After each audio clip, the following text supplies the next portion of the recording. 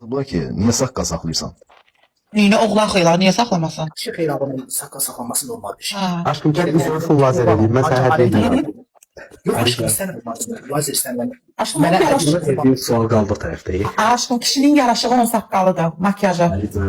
Aşkım eşidirsiniz məni. Kişi dediğiniz şey yaraşıqlı olur. Kişi meymundan biraz fərqlidir. Kişinin qazancı olur. Kişi ailəsinə hörmət edir. Orientasiyadan çıxdı. Ya Aliza. Yox, onu deyirəm. Söhbət kişidən səbəbi. Mən deyirəm ki, qurban sənə. Babaş deyir, Biz təsəvvür edən milyon da qoysaq, biz genetikamızı dəyişə bilmərik. Babaş deyir, qolunda qalır kişi. Aşkım hormonla dəyişə bilərsən. Estrogen içmirsən? Estrogen. Andrakulu iç aşkım. Ya da progesteron iç. Bax, progesteron sən andrakolun iynəsini vursan sənə çox dəyişir. Çox dəyişir. Özün görəcəksən ki, sözlərimi geri götürəcəksən aşkım. Ha, bilirsən nə? Bir dənə koroleva. Hormonal. İyi bax. Kişi ki, o dəyişə mümkündür. Aliza. Bir sual mahnı məsələsində qalmışdı. Hansı populyar yaxşı olmasını istəyərdin? Mahnı kimi hansı mahnımın daha gözəl olmağını istəyərdim. Ben ayda vardı. Çox belə gözəl ifalar var. Mən bir dənə sevdiyim mahnı var, bir xanım mahnısı var. İstəyirəm ki, mahnı düz mən mahnım deyil, Bərgərin mahnısı var.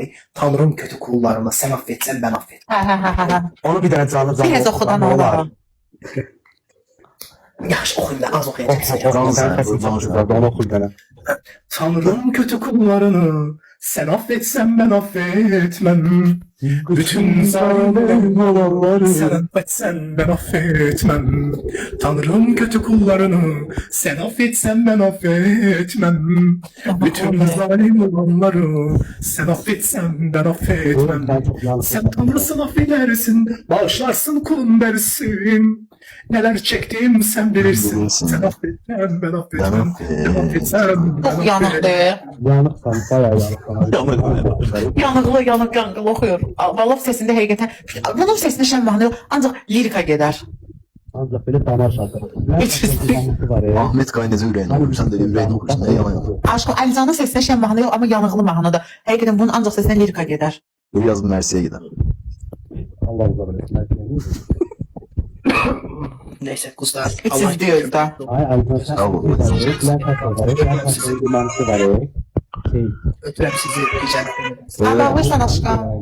Ha, yorğunam sabah akşamda yardım. Hə, mahnı ağır olduğuna görə. Yaxşı aşkım, gecən xeyrə qalsın. Sağ ol. Mənə gedəlim.